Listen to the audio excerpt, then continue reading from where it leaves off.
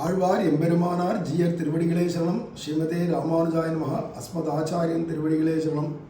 ஸ்ரீசைலேச தயாபாத்திரம் தீபக்தியாதி குணார்ணவம் யதீந்திர பிரமணம் வந்தே ரம்யஜா மாதரம் முனிம்.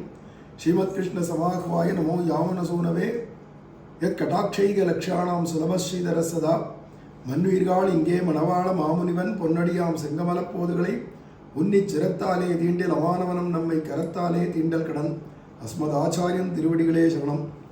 இதில் பெரியாழ்வார் திருமொழியில் 4ஆம் பத்தில் 5வது திருமொழியில் 1வது பாசுரம்.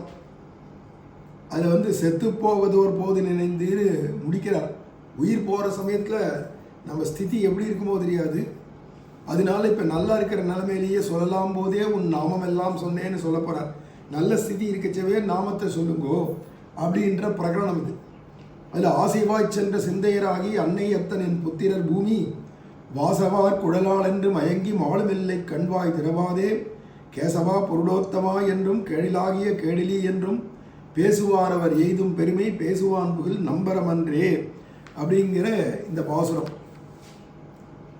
இங்கே கேசவா பொருளோத்தமா என்றும் கேழலாகிய கேடிலி என்றும் பேசுவார் அவர் எய்தும் பெருமை பேசுவான் புகழ் நம்பரமன்றே. இப்படி நாமம் சொல்கிறவர்களுடையதான பெருமையை என் வாய்க்கொண்டு சொல்ல முடியாது. இதுதான் அவதாரிகளை சொன்னாரே முன்னாடி அனுபவித்தோம். அதுக்கு வியாக்கியானம் பண்ணுறார் இந்த இடத்துக்கு பாசுரத்துக்கு. அவர்கள் ஏற்றத்துக்கு பாசுரமிட்டு போகாது.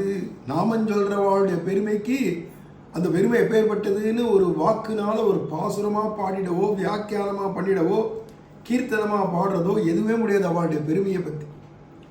ஏன்னா அவள் பெருமை வாச்சாம கோச்சரம், வாக்குக்கெல்லாம் அப்பாற்பட்டது, எல்லாத்துக்கும் அப்பாற்பட்டது. அவர் என்னும் இத்தனை இதே அவளை பற்றி என்ன சொல்லலாம்? நாமம் சொல்கிற அவளை பற்றினா அவா அப்படின்னு சொல்லலாமே தவிர அவர்கள் அப்படின்னு சொல்லலாமே தவிர பெருமை என்னன்னு என்னால் வாய்க்கொண்டு சொல்ல முடியாது அப்படிங்கிறாராம். அவர்கள் பெரும் பேற்றை நம்மால் பேசப்போகாது. அவள் என்ன பெரும் பேர், அவள் என்ன பேர் அடைய போகிறாளோ, என்ன பாக்கியத்தை அவள் அடைவாளோ அது நம்மளால் சொல்ல முடியாது. பேசுவான் புகில் பேச புக்கோமாகில் நம்பரம் அன்றே நம்மால் பேசி தலைகட்ட போகாது. அவளை பற்றி பேசணும்னு எடுத்தோமானா இந்த சக்கரை பொம்மை இருக்கு பார், சர்க்கரையினால் பண்ண பொம்மை ஆழங்காண்டேன்னு இறங்கித்தான் கடலுக்குள்ள சமுத்திரத்துக்குள்ளே போய் நான் ஆழங்காண்டேன்னு இறங்கினா அது முதல்ல உள்ளே போகுமா? நான் போகவே போகாது. அந்த தண்ணீரில் இறங்கச்சவே இது சக்கரை பொம்மை தானே, கரைஞ்சே போயிடும். ஒரு அடி போகிறதுக்குள்ளே கரைஞ்சி போயிடும். அது எங்கே ஆழத்துக்கு போகிறது? அது மாதிரி நாமம் சொல்கிறவளுடைய பெருமையை பற்றி பேசலாம்னு போனால் நம்ம கரைஞ்சி போக வேண்டியதானே தவிர அது பேசி மாளாது, பேசி தலைகட்ட போகாது.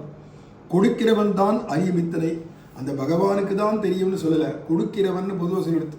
இது சொல்கிறார் இங்கே வியாக்கியானத்தில். யார் கொடுக்குறவன்னா பகவான் இல்லை, பகவான் நாமம் தானே கொடுக்குறது. அந்த நாமத்துக்கு தான் தெரியும் இவனுடைய பெருமை என்னன்னு. நாமம் சொன்னவனுடைய பெருமை நாமிக்கு கூட தெரியாதான், நாமத்துக்கு தான் தெரியுமா. அதான் வாச்ச பிரபாவம் போல் என்று வாச்சக பிரபாவத்துக்கு வியாக்கியானம். பகவானுக்கே புரியாது பகவன் நாமம் சொன்னவனுடைய பெருமை என்னன்னு. பின்னடா அந்த நாமத்துக்கு தான் தெரிய வேண்டிய பெருமை என்ன அப்படிங்கிறத சொல்றார். அதாவது இதர ரசம் கொலைய பெறுவதாம், சகல ரசங்களும் இதுக்கு கீழே தான். சரம காலத்தில் அவர்களை அழியாதொழிய பெறுவதாம்.